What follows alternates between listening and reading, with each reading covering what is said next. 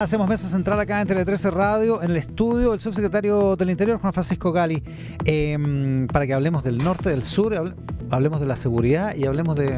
¿Hay incidentes afuera del estudio? ¿Algo pasó? ¿Cómo está, subsecretario? Buenos días. No se asuste, no hay problema. Se cayó un vaso nomás. Ya no me asusto, la verdad. ¿Ah? Después de 4 años como subsecretario del Interior. Oiga, se va esta semana a propósito, ¿no? Me voy esta semana, sí. Y se va a ir antes al final, ¿no? Porque como su sucesor es diputado, no, como que no puede asumir antes del 11 de marzo. Sí, efectivamente hubo algo de dudas al respecto, pero ya lo solucionamos. Conversamos, ya hemos tenido ya reuniones con el diputado Monsalve y coordinamos con la Contraloría de tal manera que su nombramiento esté una vez que él haya cesado de ser diputado, ¿ya? Pero igualmente ya el nuevo gobierno haya podido instalarse en la Subsecretaría del Interior con anticipación, como es la tradición para la elaboración de los decretos de nombramiento de los ministros. Ah, perfecto. Y para eso usted tiene que dejar su cargo, digamos. O sea, usted va a ser el primero que se va, digamos. Sí, efectivamente. Yo voy a partir antes. ¿Ah? ¿Y? Bien, la verdad, sentimientos encontrados. A uno que le apasiona el servicio público, yo partí en el servicio público el año 2003, siempre hay cierta nostalgia de dejar además un puesto tan exigente como la Subsecretaría del Interior, pero también con tanta gente, con el equipo de la Subsecretaría, con más de 1000 funcionarios a lo largo de todo Chile que me acompañaron durante esta gestión. Eso siempre se agradece. Yo especialmente hice un recorrido por todas las divisiones y espero poder mandar un mensaje a los de Gobierno Interior, es decir, a todas las regiones, de agradecimiento por el trabajo realizado, pero también la familia agradece que uno pueda tomarse un descanso. Yo tengo 3 niños chicos, así que poder disfrutar un poquito más. Va a sacar la foto y va a estar usted en vez de la foto. Exactamente. Para que se acuerden de cómo era el papá.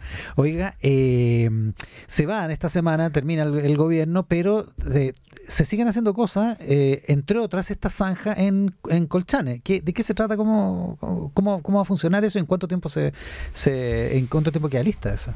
A ver, esto es nada más que la continuación de algo que tomó la decisión el jefe de la defensa, una vez decretado el estado de excepción, de hacerle un mantenimiento profundo a una medida que se había adoptado en el año 2017, hace ya un buen tiempo, respecto a establecer una zanja en los alrededores del complejo fronterizo de Colchane.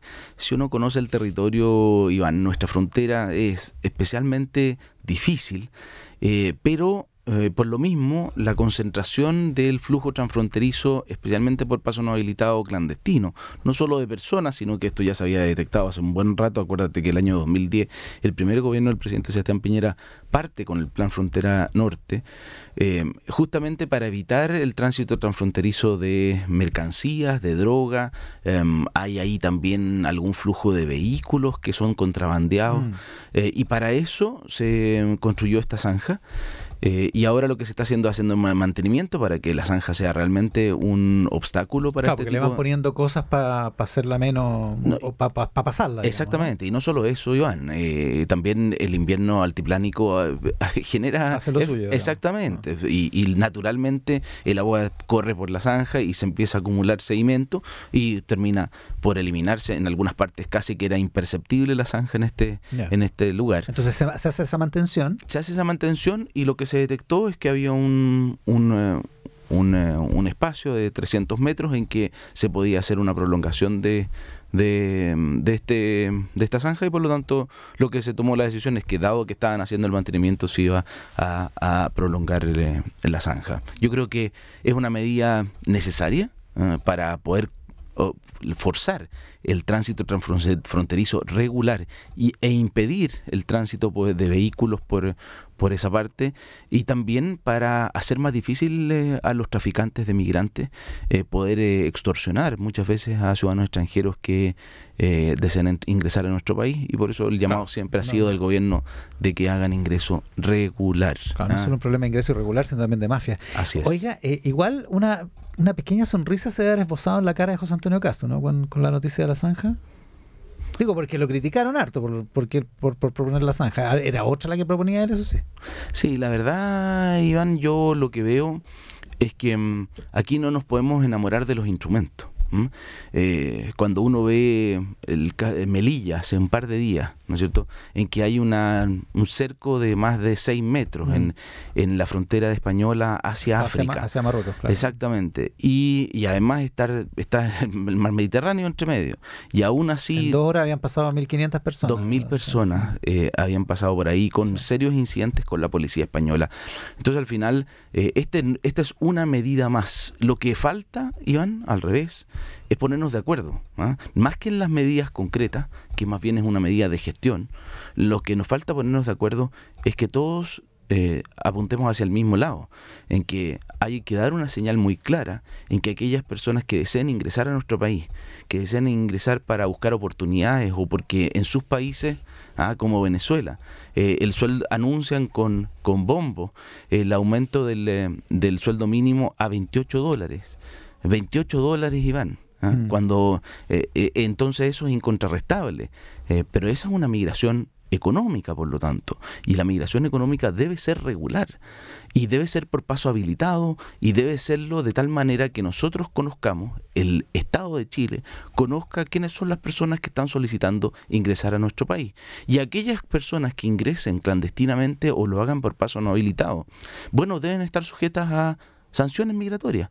Una de ellas, en el caso de que la infracción sea grave, es la expulsión. Y cuando usted dice necesitamos ponernos de acuerdo, se refiere, por ejemplo, no digo que haya estado con eso en la cabeza, pero a que no haya acuerdo y que, por ejemplo, el presidente del Partido Comunista, Guillermo Tellier, dice, mira, una zanja no es la solución, una zanja no es... en fin, que haya discusión respecto de este tipo de cosas. Sí, y además... no solo discusión sobre eso, sino que aprovechamiento político respecto a los instrumentos. Aquí hemos visto que incluso fueron algunos organismos internacionales acusando de que habían expulsiones colectivas, cuando cada ciudadano expulsado tiene un expediente de expulsión.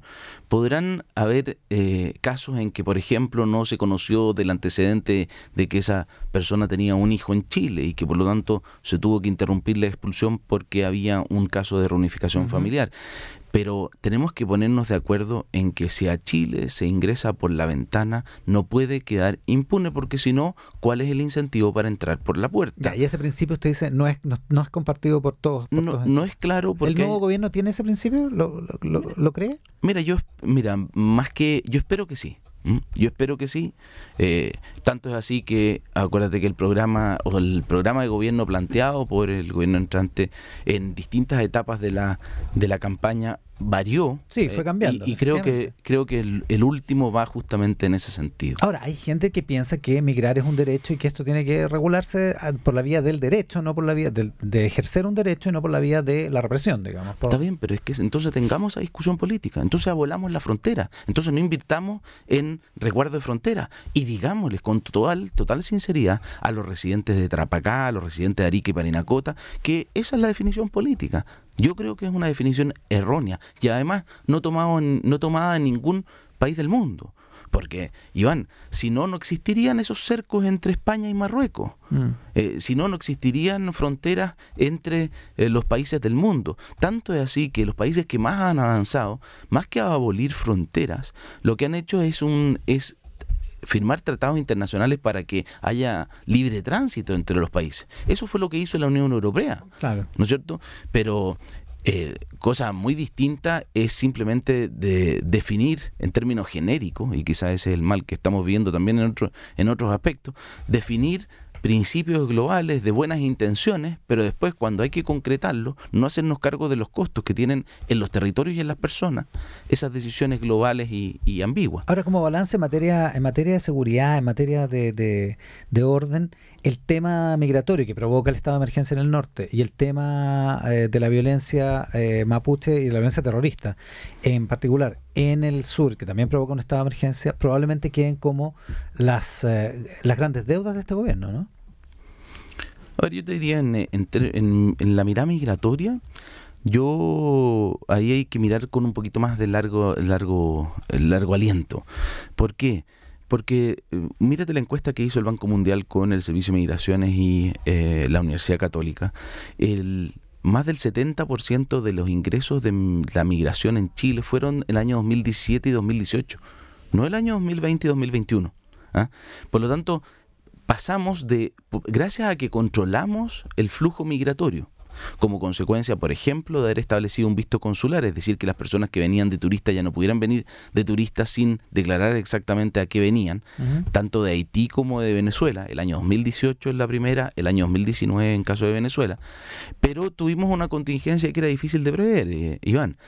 Como consecuencia de la pandemia, hubo en el mundo una tendencia a cerrar absolutamente las fronteras, lo que cambió el fenómeno migratorio a un fenómeno de ingreso clandestino o ingreso por paso no habilitado, pero que estamos hablando de las personas que han ingresado clandestinamente o por paso no habilitado, es un décimo, es un 10% de lo que era el flujo migratorio en los años 2017 y 2018, y por lo tanto no hablemos de una crisis migratoria de la cual no nos hicimos cargo. Por el contrario, creo que se hizo una contención y un control para avanzar hacia una regularidad migratoria, incluso cambiando la ley de migraciones, ¿no es cierto?, creando una institucionalidad migratoria a través del Servicio Nacional de Migraciones. Sin embargo, tuvimos la contingencia del cierre de fronteras en todo el mundo, producto de la pandemia. Este efecto no deseado. Exacto, que produce este efecto. ¿Y lo del sur?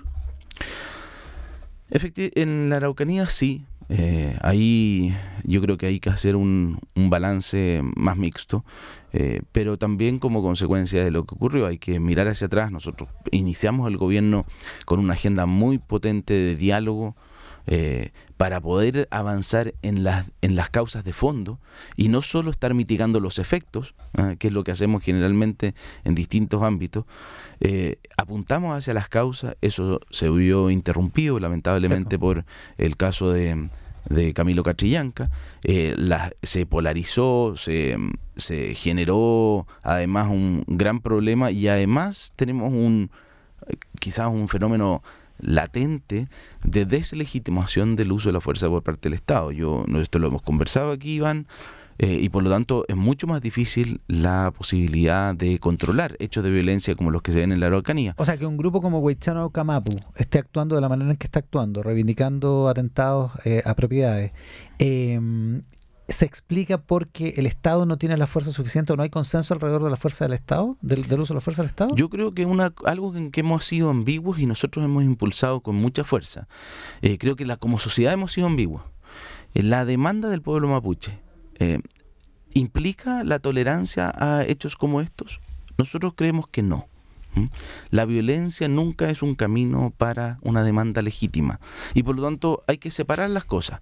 Pero déjame decirte una cosa más. Además, cuando muchas veces esos hechos encubren ilícitos que son simplemente comunes en el resto de Chile, como el robo de la madera, el tráfico de drogas. Algún tipo de tráfico, digamos, que es un delito normal. Exactamente. Común en otra parte. Y que se aprovechan de esta convulsión para desarrollar un negocio ilícito que podrían desarrollar en cualquier otro lugar de Chile. ¿Conversó de estas cosas con su sucesor ya?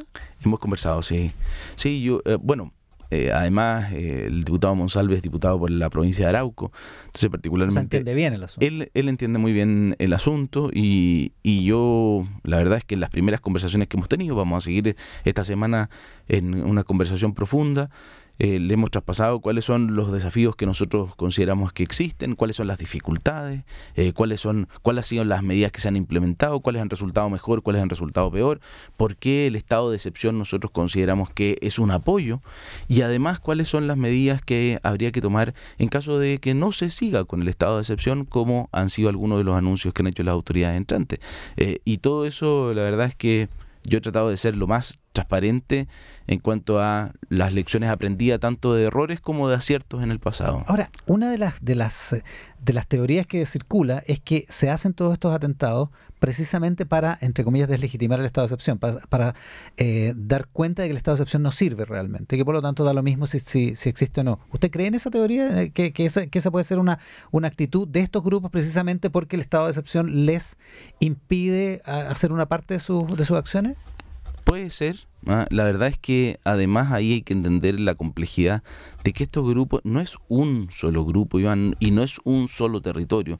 No es lo mismo lo que ocurre al sur de Temuco, en Padre Las Casas, en Freire, que lo que ocurre en Coyipulli y Ercilla, que lo que ocurre en la cordillera, que lo que ocurre en la provincia de Arauco o en Carahue. No es lo mismo, y por lo mismo hay que entenderlo de manera un poquito más sofisticada.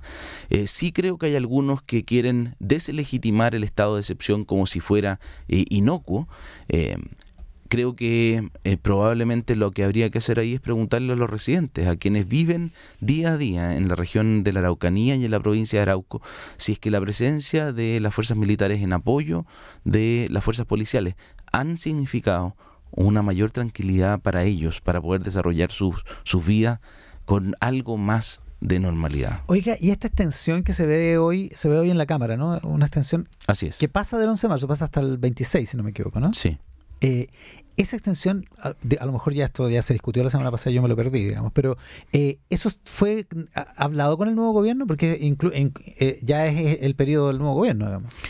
No, la verdad es que esto ya llevamos 9 renovaciones, puede que me equivoque, 9 renovaciones del estado de excepción constitucional y por lo tanto... La de hoy es la 9ª prórroga. Claro, entonces por lo tanto, Iván, lo que correspondía era que si nosotros consideramos que los mismos presupuestos, ¿no es cierto?, las mismas hechos de violencia que han ocurrido, el mismo que tú mismo citaste en Nueva Imperial, donde en la Huaycana Aucamapu se reivindica ese atentado. Esto hace necesario que se mantengan las condiciones de seguridad que teníamos antes. Ahora, este es un decreto presidencial. Recuerda que esta es una decisión presidencial que requiere solamente de la habilitación por parte del Congreso. Claro. Y de tal manera de que esto en nada limita al próximo gobierno en cuanto a dejar sin efecto de inmediato ese decreto. O sea, ¿lo podría dejar sin efecto el mismo viernes? Si quisiera. Lo podría dejar sin efecto el mismo viernes, pero lo que pasa es que no podría renovarlo si es que nosotros no hacemos la solicitud al Congreso de su renovación. Ah, perfecto. O sea, esto de alguna manera habilita al siguiente gobierno. Así es. Es una manera de dejar la cancha abierta, digamos. Exactamente. Porque recuerda que sin una aprobación del Congreso no habría posibilidad de decretar un estado de excepción, porque después de los 30 días el estado de excepción de emergencia requiere de habilitación por parte del Congreso. ¿Se va a solucionar alguna vez, cree usted? Después, así, no se lo estoy preguntando en términos prácticos de ahora, digamos, sino que con toda la experiencia que tiene, con todo lo que ha visto este tema, ¿tiene alguna solución la violencia en el sur? A ver, Iván, yo creo que si es que tuviéramos la fórmula, claramente esa respuesta debería ser lo que hubiéramos hecho. Creo que más bien lo que te quiero transmitir es esperanza de que sí, que con procesos de diálogo, con mejor eficacia, con ponernos de acuerdo, podamos tener una política que sea de Estado y no tan contingente políticamente, no que vaya a cambiar de un gobierno a otro, sino que cómo hace el Estado para hacer frente a la violencia que se vive en la macrozona sur.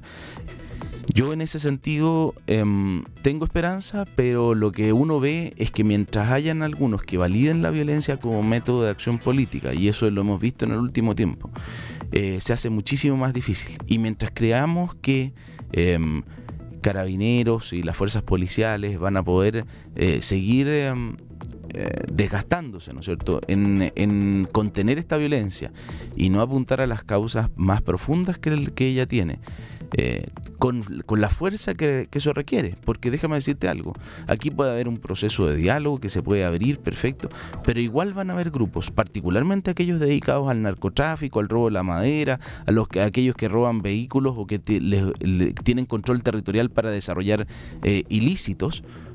Esos no están dispuestos a dialogar con nadie porque tienen un negocio ilícito y por lo tanto probablemente para ellos la violencia va a ser parte de su estrategia de protección del negocio.